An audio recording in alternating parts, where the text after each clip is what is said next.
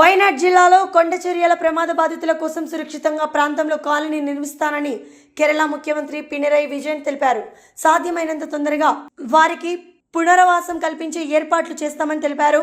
వారికి భూములకు విరాళంగా ఇచ్చేందుకు, ఇల్లు కట్టించి ఇచ్చేందుకు అనేక మంది దాతలు ముందుకొస్తున్నారని ముఖ్యమంత్రి చెప్పారు.